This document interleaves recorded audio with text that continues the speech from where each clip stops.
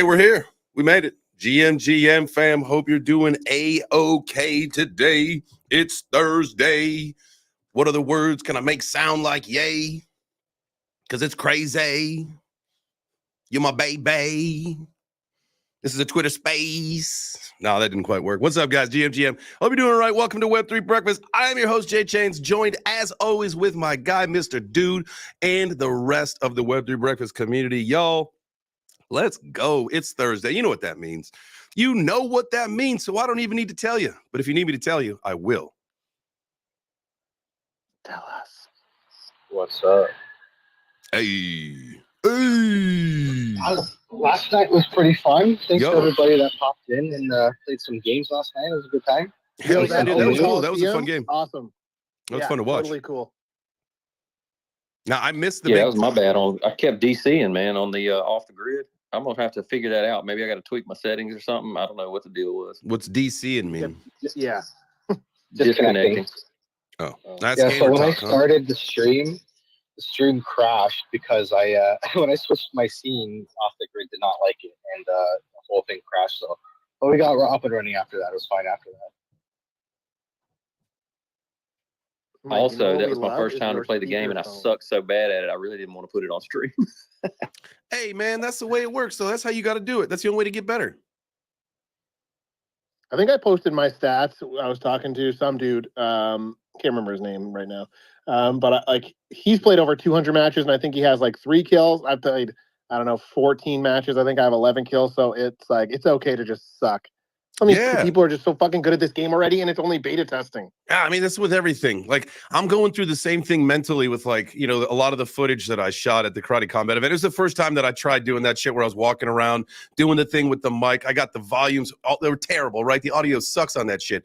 But it doesn't matter. I'm still going to put the stuff out because it's I'm just going to get better and better every time that I do that. It's that same thing. Man, does that frustrate me. But, hey, it's the way the cookie crumbles, ain't it? Yeah, you can tweak that stuff on CapCut even. It can isolate the voices of you, and then you can put the volume up and down if you need to. Nice. You know what? I wasn't even paying attention because there's like the decibel settings on those Rode mics, and I wasn't even paying attention to it because I had them set to the levels of like a normal, ambient room versus the high volume that the arena was. So, hey, lessons learned, baby. We'll get it next time. So it's funny you say that. I was talking to my brother-in-law. He's a videographer, like that's his trade, right? And he has the same mics, and he was telling me keep it on -12 dB, and then post-production in CapCut. Then you can bring. He said you want to have you don't want to have too much noise cancellation when you're recording because you can just change it in CapCut. It's easier to have less than more. Always, yeah. It's better to remove than you can never add. You can and you can enhance vocals, but it's never the same as like kind of just scrubbing out ambience and then just isolating, the main track. Absolutely. So 12. I think I had them -12. They might have been like at 0 too, or maybe like -5 or whatever, or 3 or anyway. Hey, that's all part of it. Much like creating content, I think that is, one of the biggest things about all of it. And when people say like, how do you get started? Well, you just start, and it sucks. Maybe your camera sucks in the beginning. Maybe your microphones suck the first time you do it. It doesn't matter. It's just about, and again, guys, it goes back to everything that we say about being that 1% better, the consistency, right? You just keep doing it, and it just keeps getting better. You start to appreciate what you're doing a little bit more. You get the hang of it, and people start to they watch and notice that change. That's like one of the best things they say about starting your YouTube channel is like your community likes to watch or your content. It doesn't have to be YouTube. I think that's just was the example that was taught to me, is that your community, they appreciate the growth, right? Starting with your shitty camera until you have like a full production set or whatever, starting with it out. That's a good point. Because sometimes we think about it as like us, but you need to think about it as like even the one person who started with you on like the journey. Yeah, absolutely. And then people will like when you get to the level like Ben, right, where like you're doing it professionally, right, every day, and you got like a team of people helping you out. But then I'm sure there are people who like go back to Ben's first video and be like, oh shit, like that sucked. Like, so I can do this. Look, guys, like he used, like when I met Ben, when I met him, he was filming his videos inside of a cardboard box that he had lined green with like a green screen. Like he had, like, you know what I mean? Like that's the kind of thing. Like you start however you can, and then as your journey progresses, is you get better, and so does everything around you. That's the whole point of Yeah, it. I watched that video actually. I used to I was watch like, back no. when they had the little vlog going around the office and like showing like kind of behind the scenes. I used to love that stuff. Oh, that was so much fun, dude. That was so much fun to film, to be a part of. Like that, like behind the scenes stuff like that, that captures like that's sometimes way better for someone like me. Like, and I understand this, right? Way better than some of the curated content, the scripted content that you put out for the educational stuff, because that's all fine and dandy. You can most of the time get that information a lot of different places, but it's kind of, when you see real truth behind the camera, I think that's more fun to watch. And I think that's why people like that whole reality TV, even though it's all bullshit. It is more scripted than you would have ever imagined. But the whole idea of you think it's that kind of real, more raw.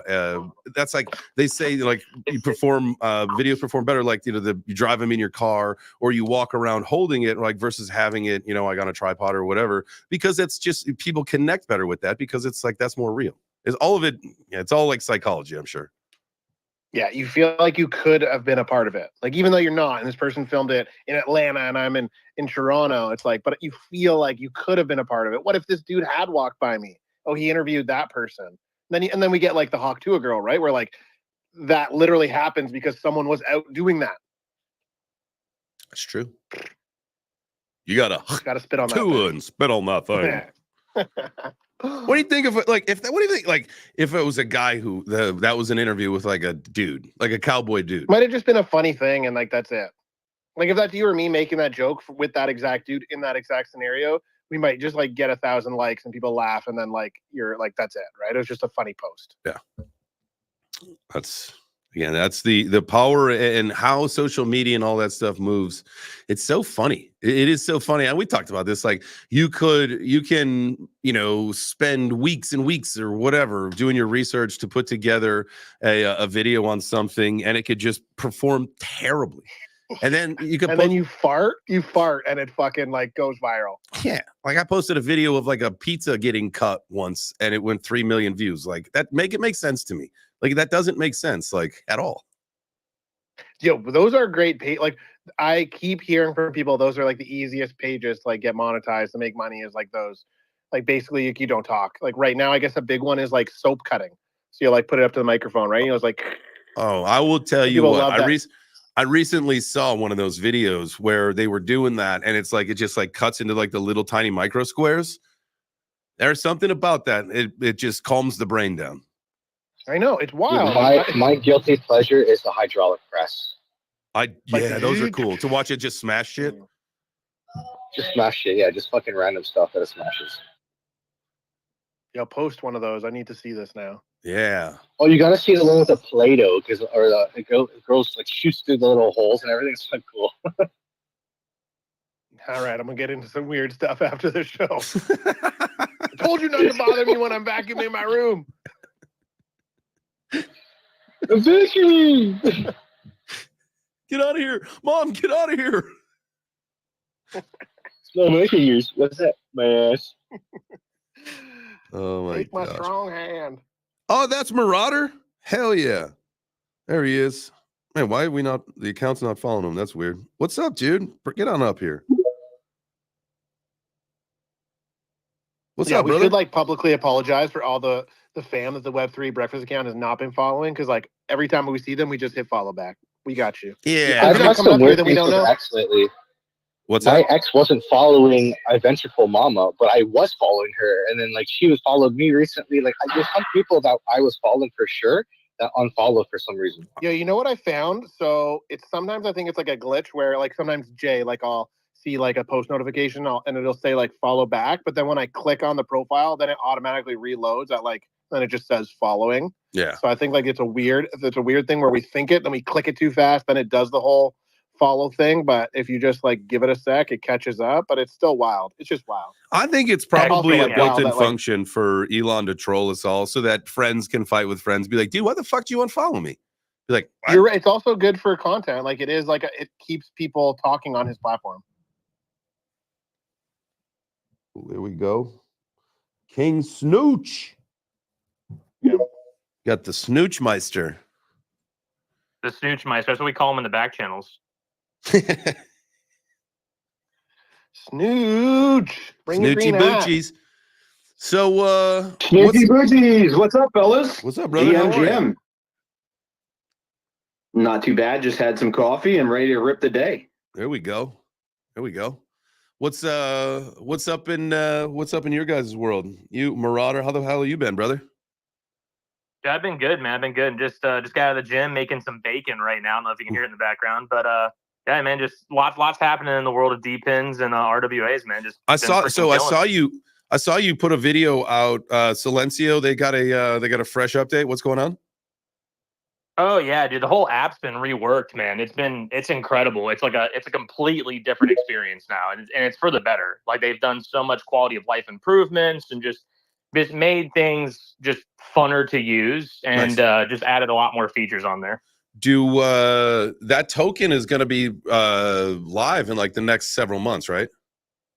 So the reason they haven't done a TGE is because they're building on the Peak network, and the Peak network they haven't gone mainnet yet, so they can't go TGE until Peak goes mainnet. Does that mean they haven't peaked yet? Yeah, pretty much. Nice. We've And been what making kind, like, that are they joke the entire peeking into time. my house, or are we like peeking like the top of a mountain? But we haven't even peaked yet. We're reaching the peak pretty soon. It's like PIQ, isn't it? How do you spell the company name? PEAQ. Yeah. PEAQ. Okay. But how you been, man? Dude, I'm sorry I haven't stopped by. I've just been so busy with work and just like everything else, man. How you been? Good. We've been cruising, man. It's been busy. Doing a lot more with the Karate Combat stuff, gearing up for hopefully the next fight in a couple months, and just growing the channel and connecting some more dots and doing the things, man. It's been a fun ride. You know, it's I'm super excited. I can't wait to see you fight again, dude. Like seeing you fight live was such an experience, man. That was so freaking awesome. Heck yeah, and I thank you for being there. This time I will not be fighting someone who's 6'4", so I'll be more of an equal fight. Yeah, I was about to say, what the hell, dude? Well, it is. It's funny when I first was approached, because I had known that Shill and Villain was supposed to fight him. And I didn't do any research on Billy. But then when I was asked, like, is this something you'd be interested in doing? I was like, yeah, sure. They're like, all right, cool. Like, what are your stats? I'm like 6 foot. They're like, all right, cool. He's like 6'1", 6'2". I was like, fine. That's no problem.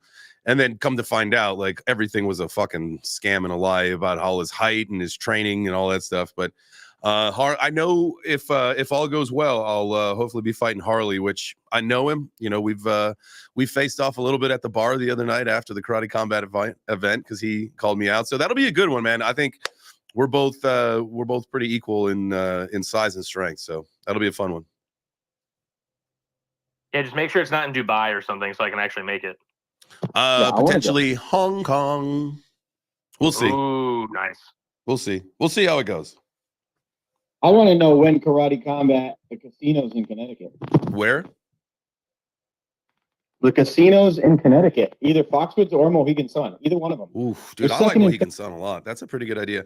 I don't know. I think it really depends. The whole idea right now is to put them around crypto conferences, only because one, you're getting the league off the ground, and because it runs on the rails of blockchain or Hedera. It's it's really important to kind of keep that continuity with the community and all that stuff. However, breaking into the mainstream, just going to normal culture where maybe there's fight culture, I think that would make sense. And so if there's a lot, a big fight culture in that Connecticut area, that would make sense. They should there's a huge fight Lord knows culture there's because nothing else over there. they do UFC fights all the time, and it's right next to New York City. Okay. So yeah, that's what I was gonna say. Is maybe a good idea for them would be like to piggyback on a UFC event as well. Like maybe it's a smaller one. Maybe they're just testing it out, so it doesn't cost as much. But it's like anyone who has tickets to UFC, whatever, like free tickets to Karate Combat. So there have been several events like Mexico City. They do kind of follow, right, into some way, shape, or form. Sometimes they are very close to each other, maybe the same week, and then like in the case of Utah, it was the week later. UFC was they were in Salt Lake, same venue. No, they were at the bigger venue because they draw a bigger crowd anyway. Plus, that's where Permissionless was at the, I think, the Salt Lake Convention Center or Salt something Convention Center. I don't know. And so, but they do kind of follow UFC sometimes, which is cool to see. Now, if there was a better integration, which I don't know if they're trying to do that, or if that's strategic right now while they're trying to grow, is to, you know, develop their own brand and whatever brand identity. But at the end of the day, like, where the fight culture is be a great place to do those events. And so that's probably a good conversation for LARPing. And at the end of the day, we could always launch our own crypto conference. Well, that's, you know, I was thinking about this, and I have had conversation with LARPing about this, is why not piggyback right off of NFT NYC? It's literally a 3-hour train ride. What do you mean to Connecticut? Yeah. I'm literally, I live smack dab in between both casinos, and it's a 3-hour train ride for me to go to New York City. Yeah, I mean, I think you'd have a better chance of it just happening in New York City versus Connecticut if it's attached to NFT NYC, because you're going to get. No, let's put it in Tallahassee, Florida, guys. Come on. Oof. Yeah, but the venue, though, like, think about what the venue is. It's the largest casino in the United States. It's a casino gambling. No, you're right. Like, that's a great crowd to attract, right? Especially because the casinos always do those, like, they like comp whales and shit, right? So you can like comp them tickets, and then they're coming, they're spending money. It's a pretty good idea. But then the question becomes, like, is 3 hours too far to get like your loyal fan base there? Yeah, like, that's the thing. If I'm in and I can just tell you already, like, if I'm in New York for NFT NYC, there's a 0% chance I'm taking a train to Connecticut to go see a fight, because I'm going to stay in New York for NFT NYC because that's what I paid a shitload of money to come for. That's valid. I could see that. For me, like, I mean, that's a 6-hour round trip. That's an overnight. Like, you either, like, you have, it just wouldn't make sense logistically for people to do a 6-hour round trip for and the fights go so fucking long. I mean, it would trash the whole day. They'd almost have to do it right after, like, go to NYC, blah blah blah, and then NYC ends, and it's like, cool, fucking head to Connecticut. Like, the next event is in Connecticut. We're gonna make it crypto related, blah blah. They would just, you'd have to have a dedicated event, and that's what people show up there specifically for, or else you're not going to get them there. And that's just being realistic. I honestly, I feel like it could happen. Like, there's a lot of, like, really, really good Web3 people in this area. You got fucking Icy for one. He lives right up in Massachusetts. You got Jordan from Eureka right in New York. Like, there's a lot of people here that could make something happen. They could work together and make a crypto event happen. But I think the venue, like, doing it at, like, Foxwoods Casino, like, look it up. Like Google Foxwoods Casino and look at the venue. Like, that would be massive to get in there and host a karate combat fight. Hell yeah. I think the numbers that would show up, especially, you know, like you're talking about, the big gamblers that get comped all these fights. I've gone to multiple UFC fights with my neighbor who gets comp tickets all the time.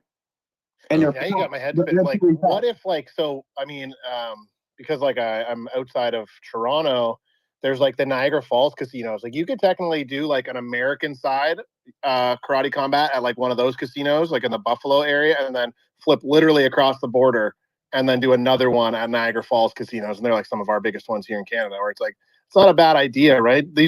Maybe the casinos aren't a terrible idea for them to test out. Mm-hmm. I mean, I've never had a bad. Well, I say that I've never had a bad time at a casino. Usually, you have a really good time. Sometimes you lose money, and that could make a bad. But usually, it's like, that's the cost of having fun. That's the entertainment price. Sometimes you go a little overboard. I ever tell you about the time that we got, like, all of our money back from a car that we had bought? It was the Volkswagen diesel sport wagon, and they were lying about all the shit with it, so they bought the car back for more than what we paid for it. And we went on a cruise, and I definitely put way too much money on the roulette table, thinking that we were going to double our little earnings there. That was a number of years ago, and every now and then the old wifey reminds me that was a mistake. I love gambling. Yeah, me too. It's fun. hey, the good thing is, at the end of the day, I've won more than I've lost at life and all that stuff. I mean, I've got a beautiful wife, a beautiful daughter, a great community, a lot of really good friends. So We talk about winning, baby. I got it. Let's go. Doom, my guy. What you got? Hey, all right. Hopefully, I'm not going to eat my words, but so my cousin's wife is the senior marketing advisor for the Fountain Blue in Las Vegas. Do you want me to give her a call and see what kind of connections and things that she can do? Let's figure that out. So just so you guys know, the Bitcoin conference in Vegas next year. And there is already talks about there being the Karate Combat event tied to that. Obviously, that would make just absolute sense. So where it's going to be held or what they're going to do, that I don't know if they've even started working on the logistics or if things are locked in, but I can find out. And then let's chat on the old back channels, as they say. Hell yeah. Hell yeah. I'll tell you this. I will make you this promise. If they do a Karate Combat at Foxwoods or Mohegan Sun, either one of them, because they're both great, I will fight. Hell yeah. All right. What's your weight class? Right now, 230. All right. I'll fight you, Mark. I'll fight you. You're one of us. You're one of the big boys. They call us super heavyweights. Woo. Although I got to probably try to trim down a little bit. So I would definitely probably trim down. I'd probably get to like 210, 205. Yeah.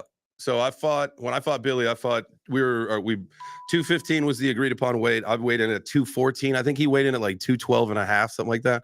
So that was the last fight. The next one, I think I'm going to be closer to 200. And then my third and final one, I think I probably want to be like in the 190s. The lower you get, the more availability you have to fight someone different. Because right now, the heavyweight class, it's like, there's like a couple of us. Like I'm friends with my opponent for the next fight because that's really how few of us there are.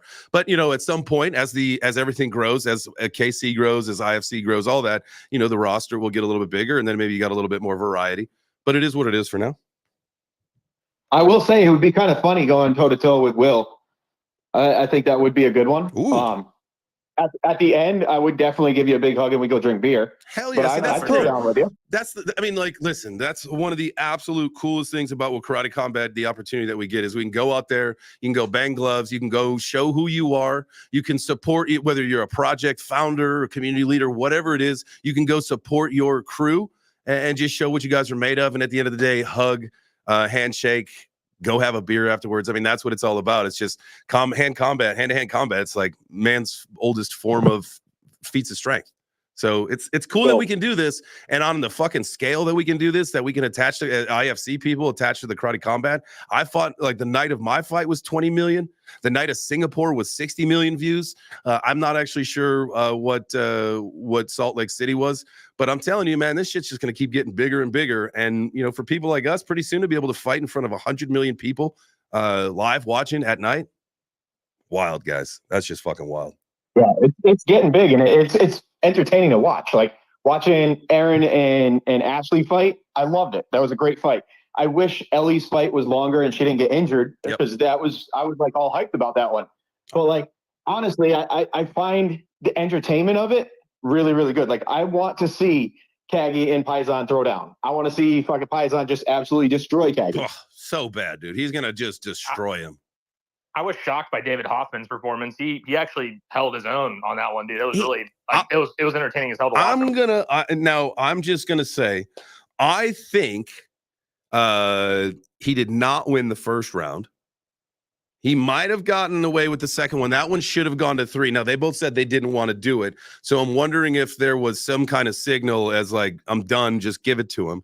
Because that should have been, in all reality, that should have been a 3-round fight. But it is what it is. Yeah. Well, how tall are you? What was his name? Is it Kian? 5'10". Yeah, I'm 5'10". Is it Kian? 5'10". How do you pronounce his buddy's name? I forgot. Oh, you're talking about the guy that David fought? Yeah, it's like Kian or Kieran or something like that, right? Yeah. It's one of those. Yeah, I definitely thought that he had won that first round. He had a couple, probably 2 or 3 hits that were harder than anything David had put on him in the first round, and so that should have clearly gone to him. Even as far as like number of strikes and all that stuff, I still don't think that he won round 1. But hey, again, I'm not the judge. I didn't make the decision. I lost that one. That was one of my 4 that I only lost 4 picks, 4 out of 18 fights, and all the grappling matches and stuff. So I only lost 4. And that was one of them, man. I thought, and the Brandon Jenkins ones. I don't know if you guys saw Brandon Jenkins get fucking knocked out with that question mark kick, but that's wild. How Wild. do you think a fight would be somebody that's 5'10" versus somebody who's 5'6"? Mismatch. I mean, listen, It'd be it's fun not. though, right? It all Wait, depends. Mark, Like, you're not 5'6", are you? 5'6.5". Oh my god, I didn't think you were that short when I met you at NFT NYC, bro. Oh shit, we might have to find you a similar opponent that I just found up in the top for J Chains. oh god. That's so fucking bad. Oh, I love it. That's funny though. That's funny. No, I would still go toe to toe with you. I got it. It might be an unfair advantage on my side. Like I might have the upper hand because you'll be swinging and missing while I can just duck real easy. I don't know if a cut off thumb counts as a handicap, but I did cut off my left thumb, like back when I was 18. They put it back on, but it's not the same. We'll do like it'll be like the IFC. We'll have a little asterisk. It'll be the ADA fight. Speaking of, I did this the other day. This is something that I had never really even thought of. I was with my daughter. We were somewhere, and there was like a parking and loading zone. I forget. Oh no, I'm sorry. I was anyway. It was like a parking and loading zone for handicap, and it was said ADA, and I thought, oh my god, the American Disabilities Association, or whatever. And so I Google searched ADA. Right, just for shits and giggles to see like, oh, we're gonna get anything at Cardano, and it was all just wheelchairs and all that kind of stuff. And I was gonna make some post, but remember, guys, I'm trying to get better. I feel bad for Cardano people, but at the end of the day, I'm not gonna be mean. But if you do Google image search ADA, it's all wheelchairs, and you would have to be probably disabled at this point to still keep all of your investments in Cardano. I said it. I'm so sorry. I had to do it. I couldn't hold it. I knew you were going there, bro. I knew you were. You're not wrong. I would only say if the market all believes one thing, the market usually does the opposite. Again, here's the deal. It could be that the joke's on me, that the stage is being set for people to just be mass disinterested, for the mass exodus, and then the smart money comes in and scoops up. But the problem is, I totally agree that if Cardano's going to be lagging, maybe it doesn't even see like the previous all-time high, but I can't from here. I still can't see it not at least hitting $1.50 from here. $1 something, yeah, no problem. But wasn't like the all-time high like $3? I think I was like around $3, just under $3, depending on where you go. But honestly, like if you're buying now at 35 cents and you get to $1.50, that's a pretty good win in my books. That's right. And I guess to Jay's point was like if you put all of your money into ADA, right? Like you can still make money on it, yes, but his point is like if you put all of it in, bad move. You shouldn't put all your money into any one thing. Exactly. I think at the end of the day, that's another thing. Maximalism in any way, shape, or form is something that should be addressed, right? Like it should be, because it's just a naive thought, or it's not well thought out, because you have to, in a financial aspect, you have to hedge everything. Like you can't just count on that one thing to explode. When I stopped mining Ethereum, I got really, really into Bitcoin, and I started going down the rabbit hole. A lot of the content I listened to was from people from Bitcoin maxis, and I don't really believe the whole Bitcoin maxi thing, because I think if you're a maximalist in anything, you close your eyes, you kind of almost put those horse blinders on, and you don't see opportunity, because there's opportunity all around you. I think you got to be you got to question everything and be more skeptical about stuff. But I wouldn't totally dismiss things because it's not the coin that you're maximal in. Hey, I just realized next time, I don't know, maybe you did, Mr. Dude. Next time we see Nick DeMondi come into the show, we should invite him up to the stage. It looks like he's gone now. Always interesting to have someone like him pop in. People are watching. Yeah, I don't know for what. But yeah, let's bring him up next time. Jacob, what's up, my guy? So guys, what's up, Mark? What's up, Smoocherton? It's nice to see you at the breakfast table. Pull up a seat. Welcome to the Yo, table. it's my man Burgess. Let's go. What's up, brother? Not much. J Chains, every time you talk about Cardano, I'm always wondering, are you talking about a specific person? You know? What's that?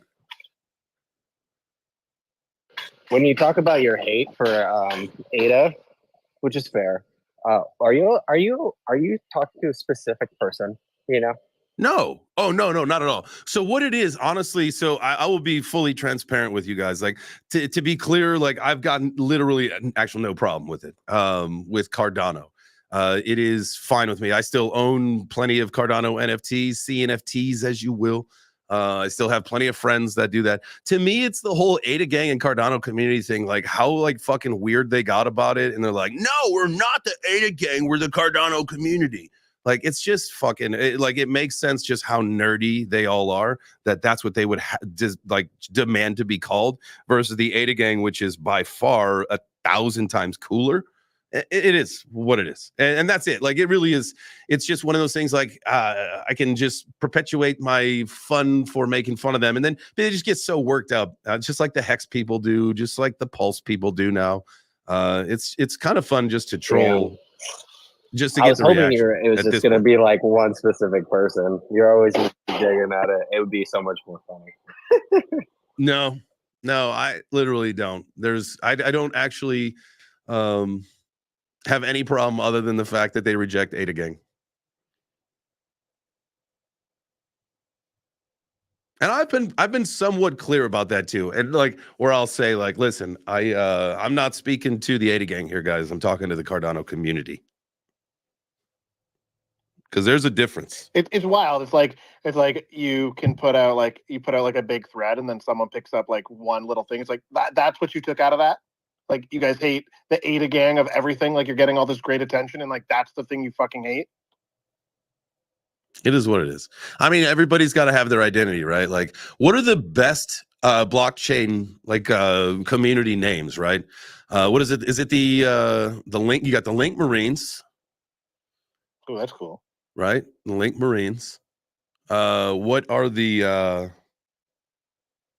what's AVAX? The Pico Knots from Peak, the Pico Knots. The Ooh, that's Pico a cool Knots? one. I like that. Okay. Well, that's nice. So we got people are getting more creative. Then there's like Polygoons. The Polygoons. Okay. I mean, it's just a good old XRP army. That's a good one too.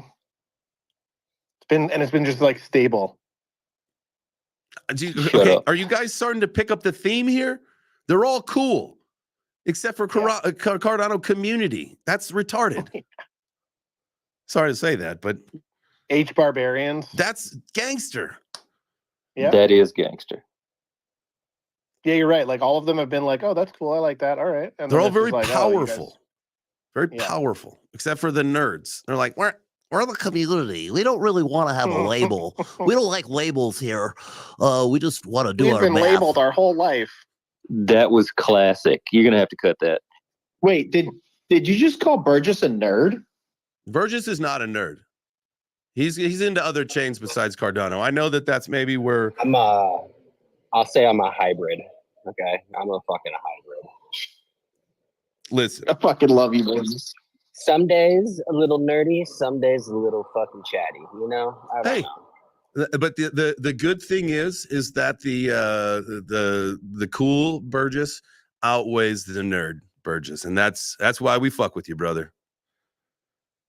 Also, shout out to Burgess. I'm gonna post that up here right now. The interview with AJ. Yeah, that fucking dude. That drove me crazy. Like, cause we were supposed to connect. You sent me a message, and I did not have time, and I don't think I even got back to you about that. We've talked since then, but then come to find out, while you were here in Atlanta, you even came to the studio and you shot a video with AJ. I was in New York. I was leaving for New York like the next morning that you came in, and man, that would have been cool to do an interview with you here. I did that, and I was like 2 runs, like pretty short. Like, we took like maybe like 15 minutes to make that. And I was like looking back on it, I'm like, I don't know if that's gonna be that good. And then I saw it yesterday and I watched it a couple times. I was like, damn, I did way better than I thought. That's awesome. the magic of throwing it to an editor. They make, man, it's so funny. That's one of those things too, where like, you know, I've always thought that, you know, sometimes if you read a script for a video in your mind, you're like, golly, that was trash. And then when the editors get it back to you, you're like, wow, all right. That's actually, you guys did That good. was that was unscripted too. It was just all just off the top for us. It was kind of nice. I love that. So AJ and I are going to start doing that a lot more, where we just, you know, do the off the cuff conversations here in the office. So we've got one planned for this week. I won't tell you guys about it. I think we're going to shoot it either today or tomorrow. It just depends on his schedule, either today or tomorrow.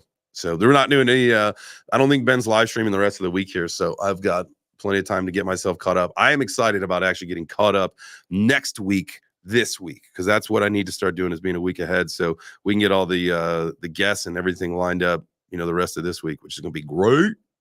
Get a week ahead, and then we start working on the week after next week. You know what I mean? You feel me? IYK, baby.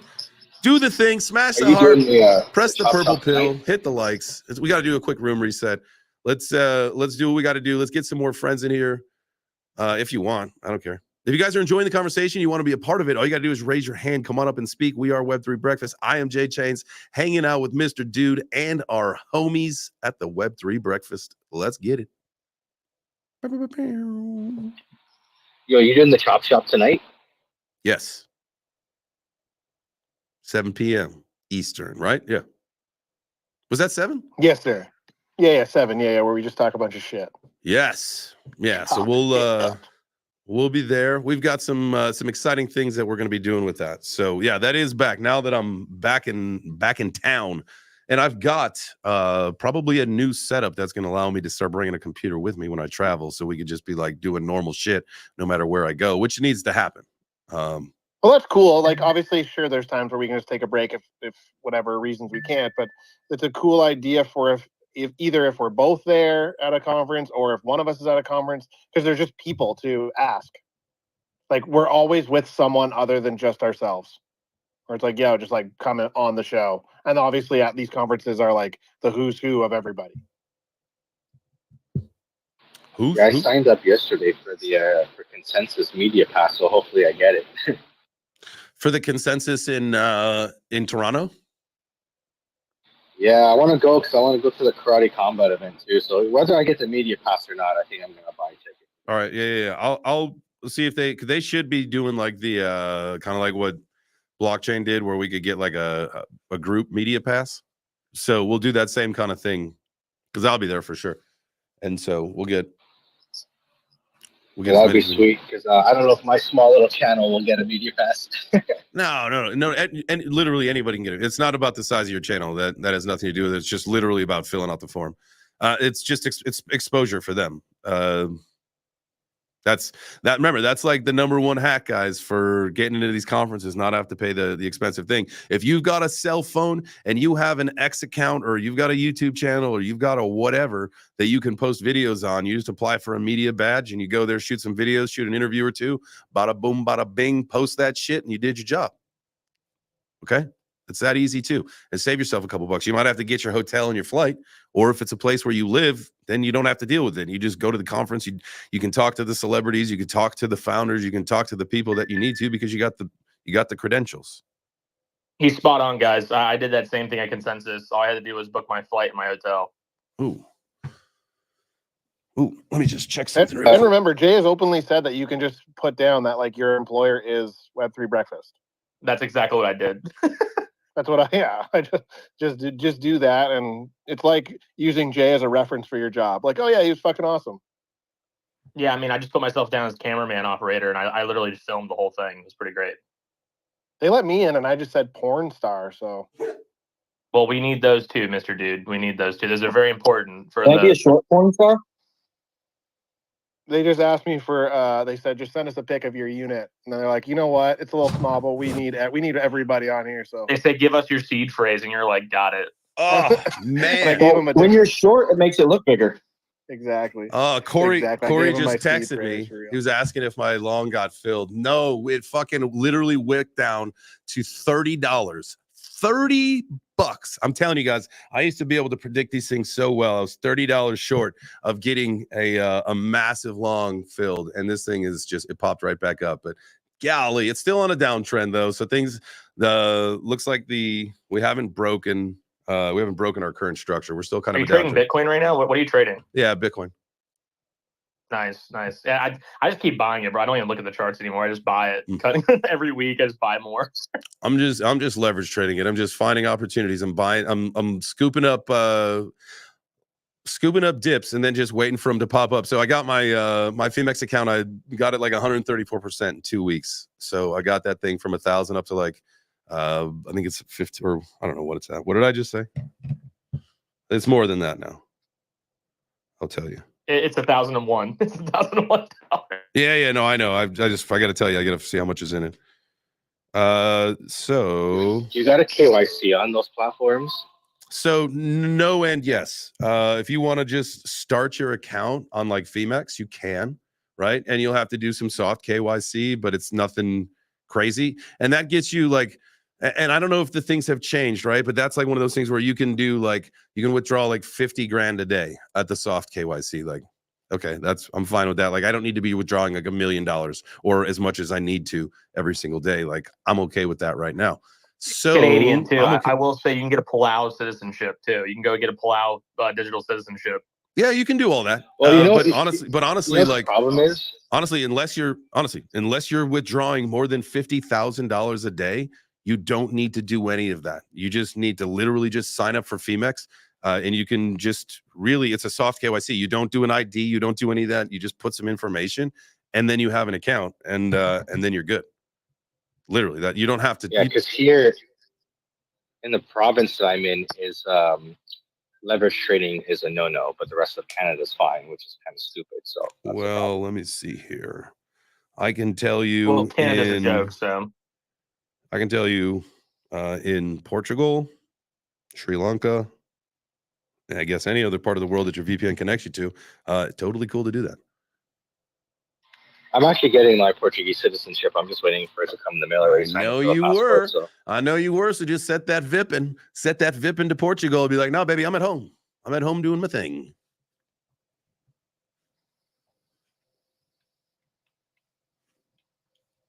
I mean, the laws are not for you. The laws are not for us. The laws are not for the people. The laws are for the exchanges. They're not supposed to be doing that. You can do whatever the fuck you want. Like, you guys got to remember that. Like, no one can tell you what to do. This is crypto. You can trade, you can buy, you can do whatever the fuck you want. It's for those laws are for the exchanges, not you guys. I don't know if you guys saw like Gringo's post. I think they're doing that like that castle party in Lisbon right now, and I looked at the weather. It's like 21 degrees Celsius. It's so warm there. I want to go right now. Oh man! Can me and my wife move in with you, Canadian? Can we move to Portugal, please? Sure, man. We'll make waffles and maple syrup every morning. You just got to adopt everybody. I mean, down in Florida, it's not too bad, but like, I hate that we can't do like X, Y, and Z here in the States. It just gets really annoying, you know? What can't you do?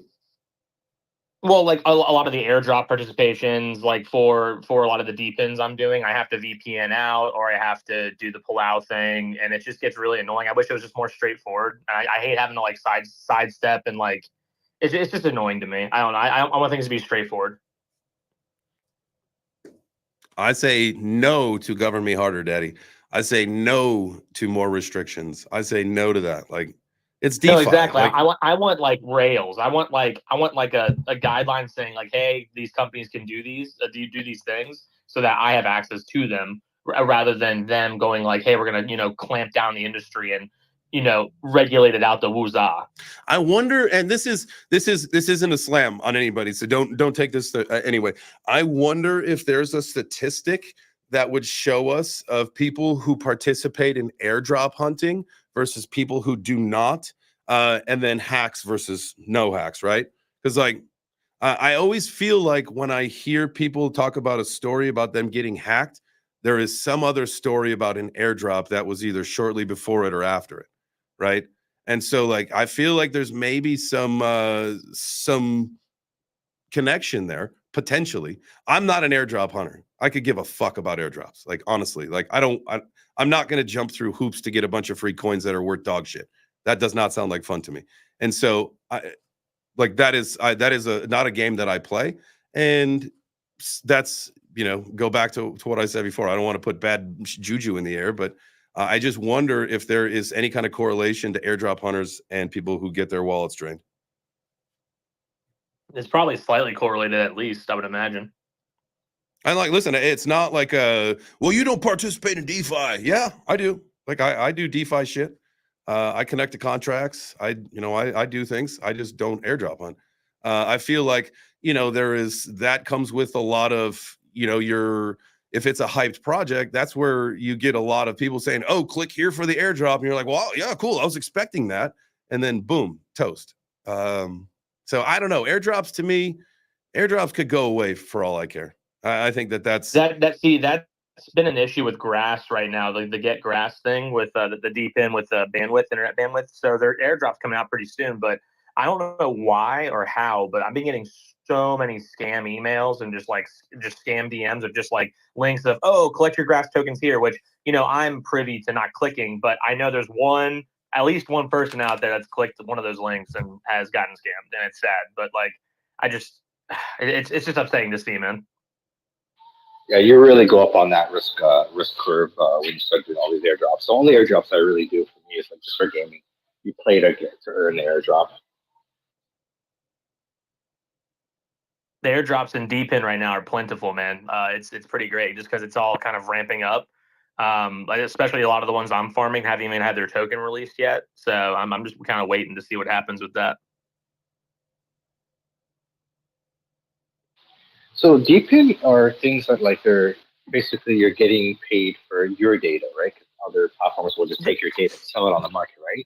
Yeah. So there's a couple of things with DeepIn. So like you have two kind of major sectors. You have service and you have data. So like there's data DeepIns where like you are actively collecting data for X, Y, or Z reason, and this protocol sells that data for you. Most of the revenue, obviously a little bit of the revenue goes to the protocol, but most of it goes back down to the end users. So that's the data DeepIn. But then you have a service DeepIn where you're providing a service using your GPU. For instance, you can provide cloud computing using your GPU, or you can provide a service like Uber with Teleport, where most of the revenues from your service providing are passed down back to the end users rather than going all to a corporation like Uber per se.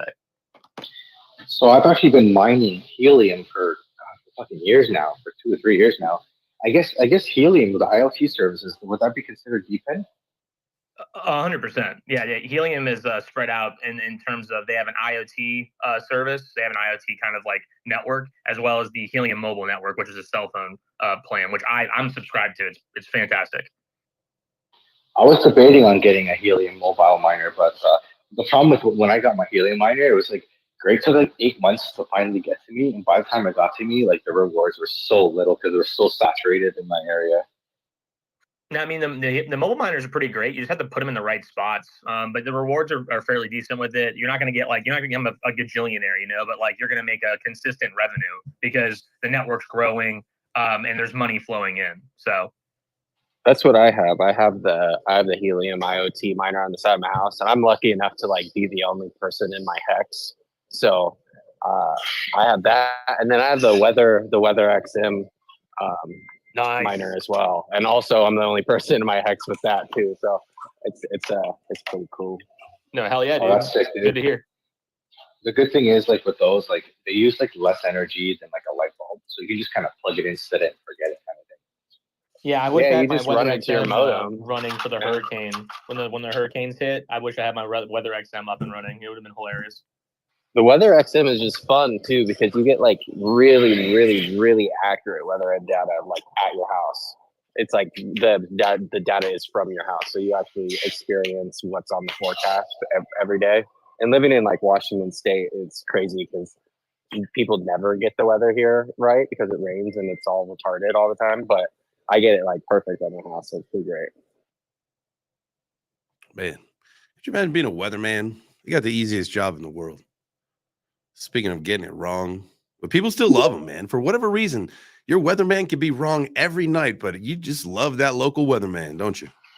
Who's better at failing, a weatherman or a baseball player? Weatherman all the way. What about a meme coin shot caller? How do those people still get followers? This will pump for sure, guys.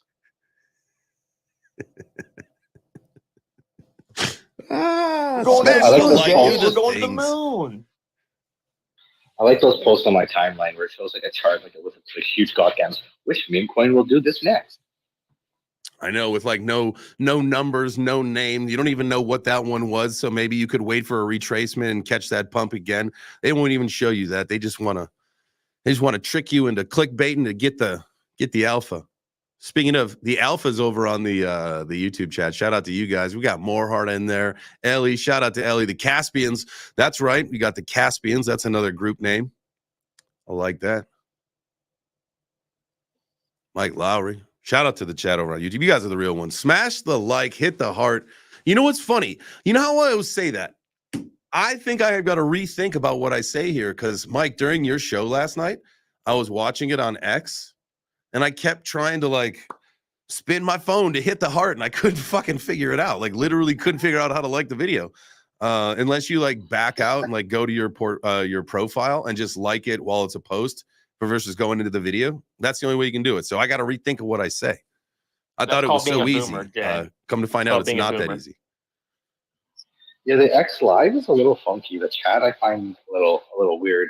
And the stream is quite delayed. It's like I think a 5 to 8 seconds delay than what Twitch is. Yeah, it's like similar to like X and our YouTube. Like when we launched the show, like X will basically kick off, right? And then the YouTube has still got its countdown running. Yeah, I want to work on trying to figure out when we could. You know what we should do is we should add. We need like a different song that could be the one that transitions between the live stream starting and the Web3 Breakfast Radio ending on the space until we can figure out something with licensing so that, you know, we could play music without getting everything shut down for paying people's music. Unless we switch to a Web3 music only, which maybe we do in the future. Are there even any Web3 musicians left, or did they all go broke in the bear market? That's the problem when you send you try to sell a song for $30. That was always my biggest gripe. Come on, you can't sell a song for $30. You could buy a whole fucking album for $10 now. Right. And it's like, yeah, we'll totally support you. Like, but like, you know, give us 10 songs for $30. Yeah, one for 30 ain't gonna cut it anymore. And then like, yeah, if I can go to Spotify for $10 a month and get unlimited music, I can go buy a cassette tape from Salvation Army for $15. True. And you know what? I can just right-click save, bro. You know what? And you could take that cassette tape to the gate right at the next concert and be like, yo, Vanilla Ice, bro, I got the OG cassette tape. I'm one of the OG holders. Let me in. And it'd be like, yo, that's cool, man. That's some Web3 shit right there. Get the fuck out. Because Ice don't play. I don't know why this reminded me. I did not expect it. That ending. I did not expect that. This reminded me of the VHS tapes. Remember Blockbuster? Be Kind and Rewind? Oh, yeah. You remember that? When you had to actually sit there and rewind a tape, and sometimes the automatic rewinder was broken, so you had to sit there and actually hold the button the whole time? Ugh. Oh, my God. Oh, and then you had those ones that had, like, the turbo rewind. Yeah, and you get... Yeah, exactly. It's like 10 seconds. Damn. I used to have it was a race car. It looked like a car, and you pop the hood, and you stick the VHS in, and it rewinds super fast. Dude, all the 20-year-olds in the chat right now are probably just wondering what the hell these boomers talking about. Yeah, there's like everyone's leaving. They're like, oh, these old ass people. It's funny too because that's literally just like right out of the cusp of their generation. Just barely on the line. Oh, we could take that one step forward, man. You remember when those booby pics loaded one line at a time? Back in the HTML days, baby. Yeah, man, that was when your computer sounded like a phone. Or you had to get that paper. You had to get that like brown pay-per-view box. Oh, that was a good time. That might have been a Canadian thing, like a milk bag. Yeah. And you're like, I saw a nipple. It was fuzzy, but I saw it. Yeah, and then it could come to find out it was a fire hydrant, and it was a. Yeah. What was that show with David Duchovny? It was like on super late and like Fridays. Can't remember. It was like basically like softcore porn. Oh, that was Baby Blue. Yeah. Or like Red Shoe Diaries or some shit. Yeah. Oh, the old Friday night at my dad's house. We're close to getting degen here. Yeah, we just took a little break. We went to real world asses instead of assets. Damn straight. Let's go. Here we go. All right. So we got to check back in. No, man, that chaps my ass that I was within $30 of getting my order filled. But I don't know. So 67 Bitcoin's at like 67,000. What's everything else at? Let's go to what are some of our favorite coins? XRP. XRP is 55 cents. Anything else doing Dude, well? I'm really liking Chainlink. I feel like Chainlink's going to do really, really well this cycle. I'm really Are you excited. really This time around, I bought back into Chainlink. I think I bought like $1,000 of it, and so if you guys know, I was robbed of my suicide stack, if you will, back in the day. I was a Link Marine member, hoorah or hooray or whatever you're supposed to say. And so I clicked the link. I was one of those guys, man. It was around the holiday time. It was like December. And I had been waiting for a whole bunch of packages from UPS. And it was about 4 or 5 in the morning. I got a text message saying that my UPS package was being rerouted or whatever. And it wasn't even up. Had to have my coffee. Just started clicking links, filling out forms. Bada boom, bada bing. Next thing I know, wallet drained. So that's when we talk about those links, man. Don't click them. But, I put the psychological aspect of that behind, knowing that where things are going, not only with the RWAs, but, with the other solutions that they provide. Chainlink's it, man. Chainlink's going to do numbers. Now, I think, honestly, I'm hedging my bet. I put more into Pith than I did in Chainlink as far as them having a smaller market cap and maybe gaining some of the market share. I don't really know if they'll pass it. Now, it is faster. It is cheaper. It is on Solana versus, it's on Solana versus Ethereum, right? Yeah, did I just make that mistake? Yeah, Pith is on Solana, I believe. Yeah. It's Solana's Oracle solution. I had a brain fart there for a second. And so, with that being said, a lot of attention going over Solana where things are faster, cheaper. You got some more VC attention over there. Who knows what's going to happen with Ethereum? It may take some market share from Chainlink. Did the space just rug? No, we're here. No, we're good. Okay. That was wild. The website did. So speaking of Solana, I don't know if you guys watch Raul Paul. He likes to talk about Solana. He's like huge in Solana. Love that guy. Solana. Yeah, he's great. And so he was saying that Solana could go to like $1,000. And I'm curious, do you guys think it's going to go anywhere near there? I'm more of the 400 to 500 count.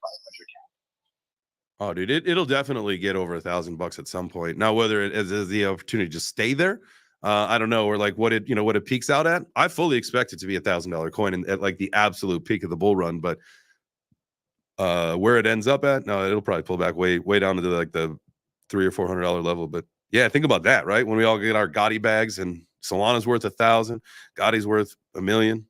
You got $1 billion in your wallet. I think Avalanche is a sleeper play this cycle, man. And I think, I was just going to say something similar to that. Well, I think, a lot of these coins that are the chain coins are going to perform like huge. And then, of course, the coins that run off of it, like on their chains, the memes or whatever, right?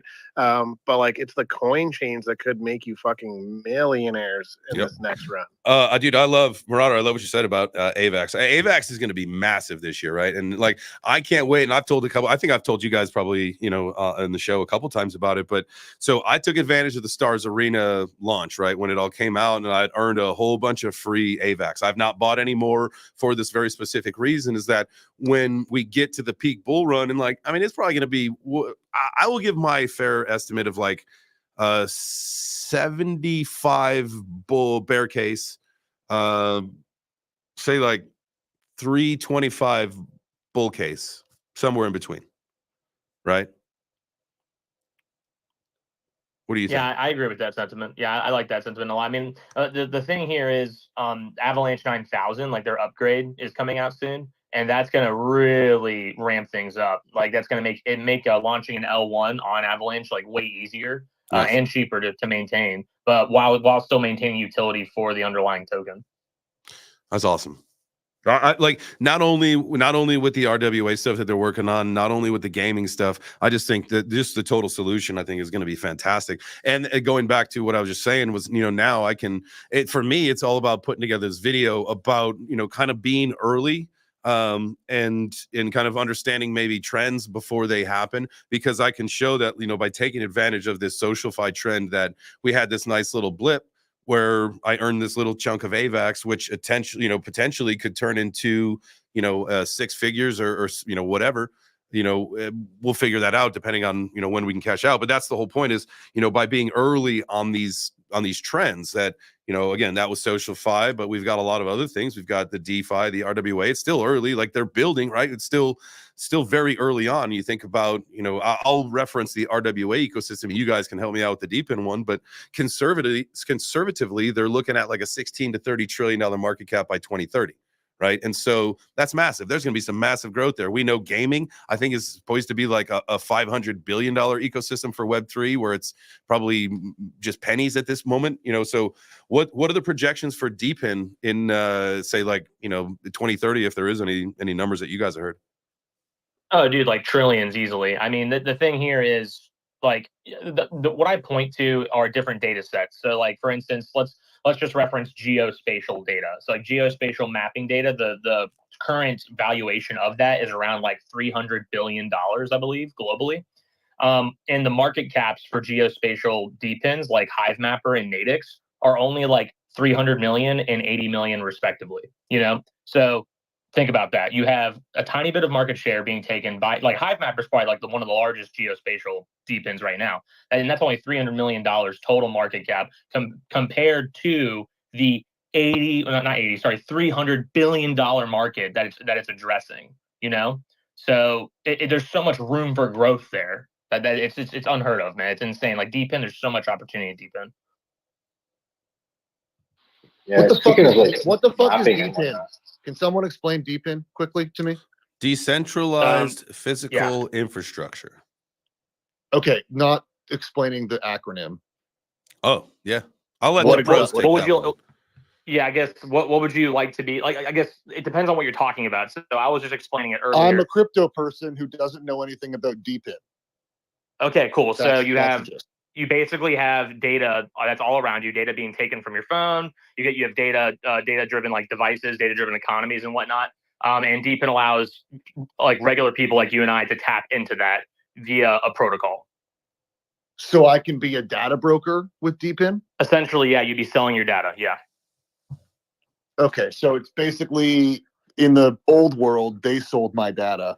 And in the new world, I can sell my own data?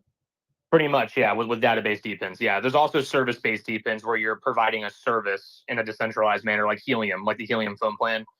You're addressing an issue like phone coverage, where not everywhere doesn't have like the most pristine phone coverage. So Helium's saying, hey, let's amplify that market. Let's address like those kind of dead zones and provide our own phone coverage in those zones. And then the miners who provide that get rewarded for it.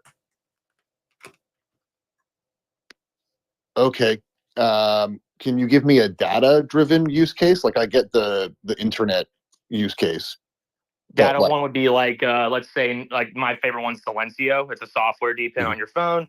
Basically, you have $1 billion market of noise pollution data that's being purchased like annually. And it's kind of like an archaic form, though. Like there's not a very efficient way to collect noise pollution data.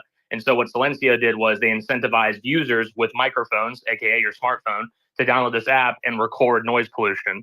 And that way they could then take that data, sell it, and then incentivize users by passing most of the rewards on to them. Oh, so I'm just participating in the data sharing now. So I collect the data for some company and then they sell it. And I participate. Yeah. So the way they pass most of the revenues on to you.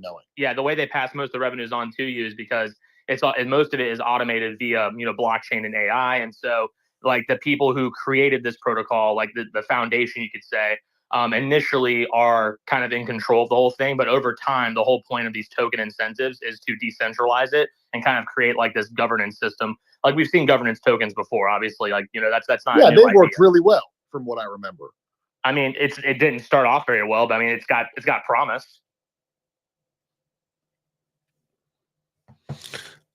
It's maybe it's okay, one of those interesting. things where maybe a you know, a few corrections go into the next moving forward, right? Much like some of the other things that we've seen. We'll see with NFTs, or you know, we heard Nathan talking about building liquidity into them. Like, you know, sometimes the idea is great, but on the execution doesn't quite hit, and you go back to the drawing board, you figure it out, react and adapt, and you come back for V2. I don't necessarily. Exactly.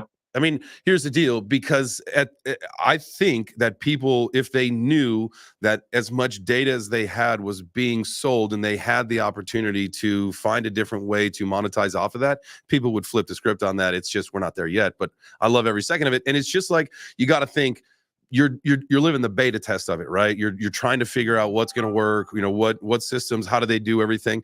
That's just like what NFTs were. We try to figure out self-custody, try to figure out this whole digital asset thing. So it's just the beta test. We go back, scrap a few things, reiterate it, and you know, bring it to market again and see how it works next time. I think that No, exactly. you know what I mean? Like, yeah, thank you. Take it away, you guys. Also, like what I was going to say too was, you know, a lot like several of these DePINs are already generating like a decent amount of revenue. Like GeoNet's generating like millions of dollars a year, and that's a GPS DePIN. So like the revenue's there, the data is being purchased. It's being purchased by I don't know. I mean, I can't tell you all the consumers, but you know, governments, big corporations, tech monopolies, all these guys are still buying that data. So this whole DePIN thing is still relatively. I hate saying this, but it's still very early. Like it's just getting started. I moved my You know what? long down. You kind of just reminded me. You kind of reminded me of something like you were talking about governments and whatever. You can imagine like your local city. They say, you know, oh, we want to put a warehouse here, but like maybe if we put it here, if there's already noise pollution, there might be too much here. Like just stuff like that. Like I've been seeing my city just drive around with those cars that look like the Google cars mapping out the neighborhood. So like I can just imagine what like your local city or township could be using this data for when they want to plan to like build some infrastructure. No, I mean, there's a ton of different types of data, a ton of different use cases. I just wanted to shout out BB Hash though. I miss you, man. I haven't talked to you in so long, by the way. I just want to say hi. Good to see you, William. I really like your new PSP. It's gorgeous. Thank you, man. Yeah, I just got married on September 1st. Congratulations. Welcome to the club. All right, let's swing this back. I will let you guys know. Wait, hold on. Can we talk about fucking not old man chains, you fucking boomers in here talking about Cardano and fucking like what about these new chains that these like who's talking about Chainlink in 2024? What the fuck are we doing? What No, about we are. What about Say? What about some of these chains that have come out since the last run? I mean, those are the moves, right? Like that's where it's going to be happening. Well, then why Like, are we talking about it? let's do it. I put out a video about SWE. There's started. a lot of hype on SWE right now, guys. But it is, at the end of the day, it is probably the fastest, cheapest, most scalable blockchain out there. I would honestly, unless you're completely not phased by some downward action or a major correction that potentially is going to happen, especially with the amount of token unlocks it has, that is one that is going to fucking rip. And I'm so mad that I missed it at less than $1 because I was trying to buy it and I just got greedy, and then it got away from me. So are you buying it now, or are you still in your pattern of like, well, it's going to dip, and so I'll buy it when it dips? Yes. So I'm in the pattern. I'm holding on any spot purchases for now. I got a little bit of dry powder. I'm more just trying to generate some more revenue, some extreme buying power by leverage trading at the moment. And when you're leverage trading, you're trading pretty much Bitcoin only? Yeah. Tether through Bitcoin at 15x, nothing crazy. And I'm being extremely patient, waiting for right opportunities, using a lot of indicators and confluence from different divergences. So I'm waiting extremely and setting. And I'm trying a new strategy and it's paying off extremely well. Being patient, one, but also not being reactive. There are many times where not chasing a pump, but sort of chasing the pump, not wanting, to get left behind there, but realizing that there's always going to be a pump, there's always going to be a correction, and there's always going to be another entry. And so, finding ways to set alerts to catch opportunities versus trying to force them, that's been the game changer for me. And it's all about changing your strategy. I'm still, 15x is still higher than most people would be able to stomach. But I mean, I used to honestly, like, I'd flip it up to 50 or 100x and without even batting an eye. Like, I wouldn't do that anymore. But it's all about reacting and adapting as well, right? Talking about reacting and adapting, is Ethereum the next Cardano? Yeah, dying. Yes. Not a joke. No, Like, you look at if Ethereum, is it possible Ethereum doesn't reach all-time highs this cycle? I don't believe that. Honestly, I heard the same talk in 2021 and look what happened. I still think it's going to be fine. I like it as a $10,000 coin, but at the end of the day, like, if it doesn't have the chops, if it doesn't have the attention, it doesn't, it won't go. Like, if all of the smart monies go into the newer chains and people are saying, you know what, fuck it, I'm not, and this is the retail mentality, right? Like, fuck it, I'm not dealing with that because it's going to get so expensive, where we know that there's going to be a lot of hot and heavy activity over here that's a lot cheaper, it's a lot faster. Why am I going to deal with that? I mean, I'm not going to be, I have very, very minimal Ethereum that I would hold, that I do hold. And it's basically for gas fees. That's it, because there are better opportunities. And it's the same thing with Bitcoin, guys. I'm not a Bitcoin holder because the opportunity to turn Bitcoin into a 2 or 3x does not excite me that at all. Like, I'm chasing a lot more X's and there's a lot better opportunities to get those X's. It's all about what you're trying to get out of this ecosystem. I talked to my mom. My mom is very risk adverse. She's just a set it and forget it kind of gal, right? She just wants to buy shit, and then 10, 15, whatever years down the road, so be it. It doesn't matter the price activity. That's a completely different strategy than most, or like myself at least, right? And that's okay. Like, to each their own. So I look at, like, for example, the main competition to Ethereum, I believe, we would argue with probably Solana, right? Back in, I think it was March, when Bitcoin hit all-time highs and everything was going crazy, Solana shut down again. Solana was congested, shut down. So, like, as much as, like, I want to say Solana is going to do really well, but it has a lot to prove this full cycle. Ethereum might be very expensive to use, but it does not shut down. Yeah, Okay, but Solana cannot compete with the Facebook Libra devs project. So Aptos and Sui, those come from the engineers that were orchestrating Libra back in the day, right? So those are more exciting than Solana, which is why Solana won't win and Ethereum won't win even more. In the smart money, like, I wanna invest in the new coin that's gonna be cool. That's like Sui won that. Solana's going down eventually. There's in my opinion. Outperform Ethereum. What was that, Mike? Ethereum will do well, but I'm just saying other coins I believe will outperform with performance-wise percentage gains, and then Ethereum. But I still think Ethereum might see a new all-time high this year or next year, I should say. Yeah, I think it's safe to say that at this point, 2025 is our big year. It all really depends on what happens for Ethereum, right? I always thought that, yeah, we were going to see a $10,000 Ethereum in this run, but if the attention pulls away, what it kind of seems like it was. I mean, when we saw Gwei down to what, like 1? Like, what's that about? Like, that's how low interest the Ethereum network was at that particular time.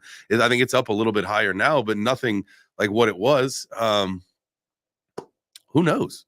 Like, the writing's on the wall that it's the enterprise level solution, right? Like, that's where it's headed. Right, and almost all leverage trading happens on Ethereum, right? Through Tether, through the Tether network. I believe you're correct. Right, yeah, haven't seen, yeah. Sorry. We haven't seen the effects of what they call the triple halving. So we moved to proof of stake. We had EIP 1559, which is the burning mechanism. But when we moved to proof of stake, that was basically the end of the bull market. Like, we're basically in the bear market. So we haven't really seen the effects of all that in the market yet, because we haven't had all the pumps yet. And last bull run, Ethereum was flat for a very, very long time, and it just ripped, and it even pulled Bitcoin up with it. So I expect it to do the same thing. It's just going to be boring for a very long time. It's just going to rip, and the altcoin season is going to start. BB Hash, what were you saying?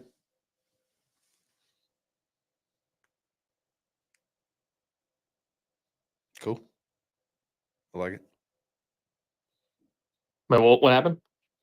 There was right before Mike said something, BB Hash and that he both said something at the same time. So Mike went, and then I was seeing if BB Hash still was going to say something, but I guess that's it. I guess that was. Yeah, we had Satoshi's bride just pop in, drop some knowledge, and then dip out. Yeah, I thought that was really cool. Satoshi's bride. Like, if you're still in the crowd, definitely come back at some point. That was like, I love that. I love people just coming up here that you've never had you in the stage before, and come drop some knowledge on our brains. I love that, guys. That goes for everybody. If you're like, damn, this is a cool conversation, I'd love to be a part of it, raise your hand if you are in the space.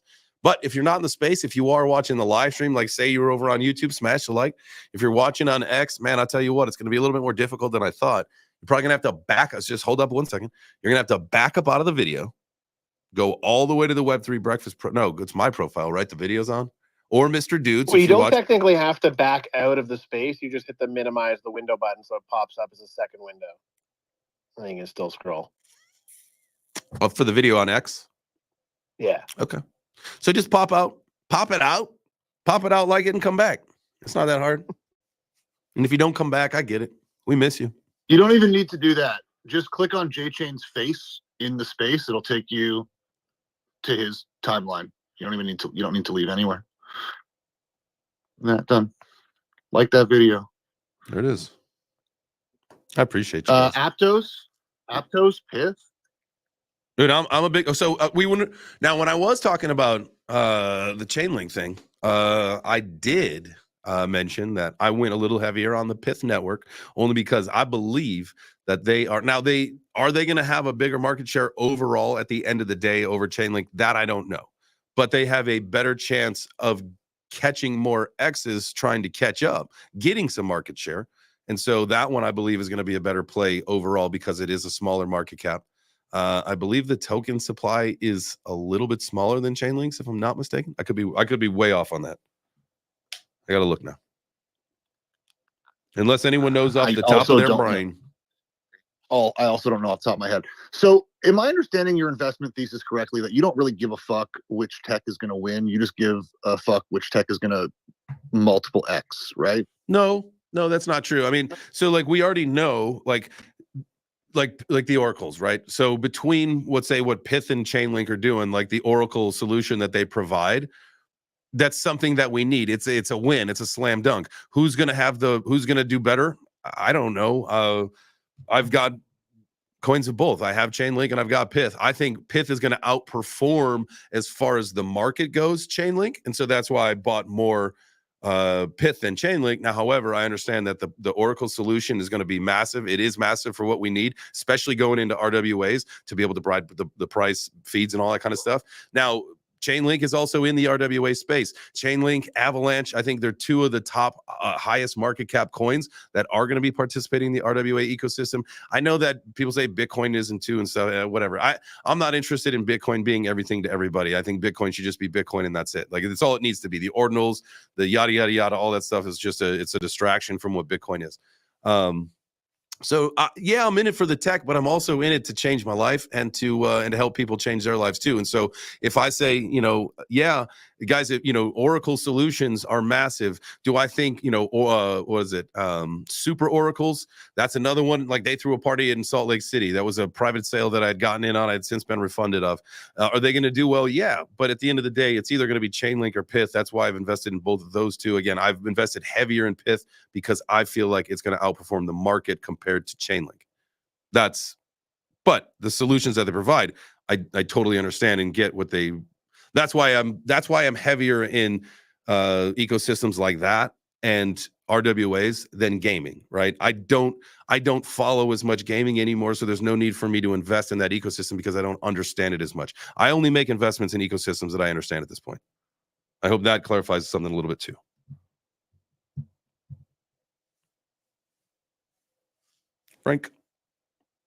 Frank. Hey, what's up, bro? Good morning. GM. Not doing much, man. I was just coming up here to remind you to say hello to the YouTubers. Oh yeah, love my YouTubers. Love my fan. We got a question over there just a second ago too. But yeah, shout out to everybody that's watching on the chat. And you know what? All the chat's coming in from the YouTube because I get a little notey that says if anybody's on the X making the chat skis, and there is no one, I don't think. No, it's all just the YouTube. Shout out to the YouTube fam.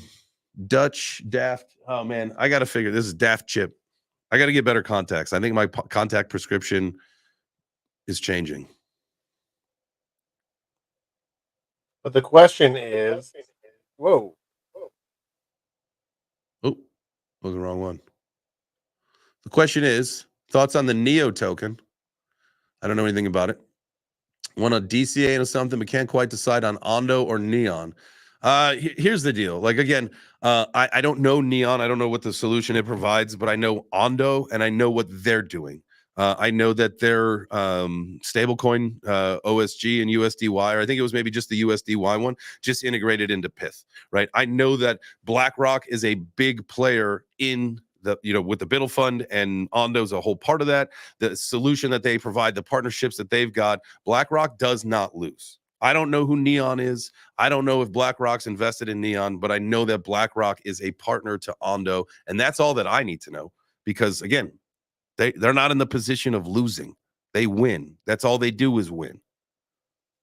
So that being said, I will do some research into Neon, and tomorrow I will give you a little information in my 24 hours of a little bit of researching what I think of what the Neon, or maybe today. If I do the 4 p.m., I'll do the 4 p.m. I'm done. I got this. Finally got those studio computers all done, guys. If you know me, computers are not my thing, and I had to basically relearn how to use Windows. Install 2 computers with all the production tech, but we got it, baby. It took me 3 days, but we got it. Amazon was one of the culprits, though. They were definitely, that's one of the worst. What do you guys think about that when you're like expecting something the next morning and all of a sudden it doesn't show up until the next day? Like, what? I needed that. That's why I overnight. That's why I needed between 4 a.m. and 8 a.m. showing up the next day after that. Give me a break. I'm going through it now, man. You must be reading my mind or something, because I'm waiting on some packages now, man. I ordered some equipment Monday. I was like, yeah, it'll be there by Saturday. We can set it all up and start doing. But it's like I got the notification today. It won't be there till Monday. Amazon, man, they're slacking. So much for that quick. They know they got us. They got us now. And all the retail stores, you go to any retail store now, they don't have shit for shit on the stores. I was like going to Best Buy to get HDMI cords. All they have is a 3-foot HDMI cord. Who the fuck is using a 3-foot HDMI cord? Everybody's putting the cords behind the walls now. You need at least 6 feet. No one's using a 3. I guess maybe that's why all they got is because no one's buying them. Ugh. But they got nothing on the shelves at all. And maybe it's that port thing, or have we heard anything about the port strike? Is that still going on, or was that old news? What? I forgot all about that till this They month. settled for like $66 million over 11 years or something like that. Or 66% raise over 6 years. Damn. Those guys made pretty good money too, right? They make more than doctors.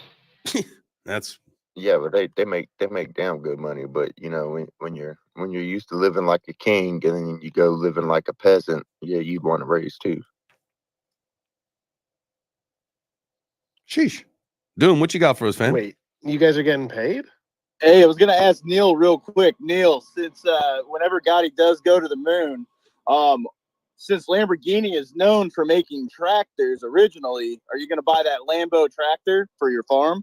That just depends on how high God it goes. Lambo would make tractors. But yes, I would. Yep, that's it. That's what they originally started out with. Can't think of that dude. That dude that does that. That one British guy. Oh god damn it, I can't think of his fucking name. Anyway, he does a show. The Top Gear guys? Yeah, Top Gear guys. Yeah, he has a Lambo tractor on his one farm. But I was just curious, you know what I mean, Neil? I didn't know if you were gonna get the Lambo tractor or the regular Lambo. Well, I saw that Gotti, the picture said they were harvesting or whatever, picking up all the Gotti with that tractor. So I had to comment on it. I was like, damn, I wish my tractor looked that good. Lamborghini Trattori. That's what it is? Damn, dude. Lamborghini makes tractors. No shit. There will be signs. What? Like, is it more expensive than a John Deere? Probably not. No, I think they're around the same prices. I was looking them up. Let me get it. Let me look at them front loaders. Open field. There you go. Here we go. Man, now I want It's got to be at least 200 horsepower. It's not a real tractor. Man, oh man. These things are nice looking. Man, if you guys have never looked up a Lamborghini tractor, my goodness, y'all better do that. That is some cool stuff. I didn't know that existed. Yeah, dude, the inside looks like a fucking cockpit. I would assume that's that. You know what that is? It's that fine Italian craftsmanship. I'm of Italian descent, so I would understand that.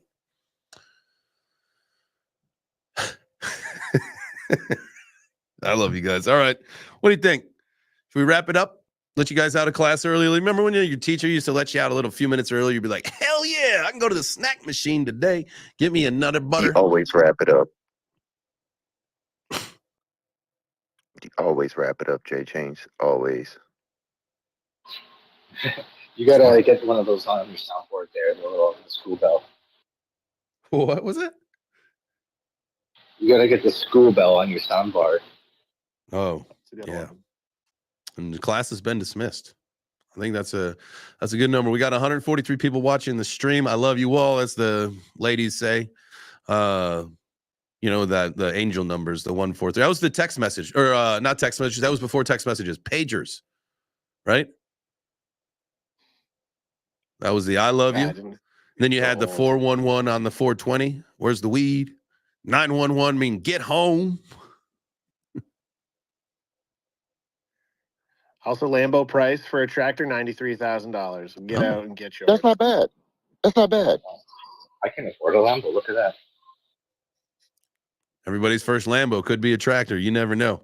All right, let's do it. Let's get out. I'm going to let you guys, before we keep talking and then all of a sudden you're late, I want to get you out of here early in case you got to go pee before your next meeting or your next show or whatever you got to do. Appreciate you guys being here as Web3 Breakfast. As always, this is a show for the community, by the community. So if you guys want to be a part of it tomorrow, all you got to do is raise your hand. Appreciate you guys watching the stream. Again, about 150 of you watching. So smash the like, hit the heart, do the things you got to do on your way out. We will be back at 9 a.m. for Web3 Breakfast tomorrow. The rest of the day today, I've got the 4 p.m. I'll go back to doing that. You know what? Fuck it. What is today? Oh, it's Thursday. Yeah, I'll do it. No, should I do it just for one day? Do you see how the brain's working right now? How's this? A glimpse into the yes, no. We'll see. Squirrel brain. Yeah, we'll figure it out. I think we're going to do it today. We'll look at some numbers. There's probably some opportunities to be had. We need to be making some money. Plus, we got to look back at the 5K portfolio challenge, the October challenge, which is currently at about $7,200. So we're up a little bit, which is good. All right, we'll do that 4 p.m. and then 7 p.m. Mr. Dude and I got the chop shop. So links and all that stuff will be out today. Don't you guys worry. We'll get to it. Other than that, make yourself great, man. Do something to put those feet forward. Try not to take a step back, but it's okay if you do. Just be back tomorrow to make yourself great. Adios, amigos.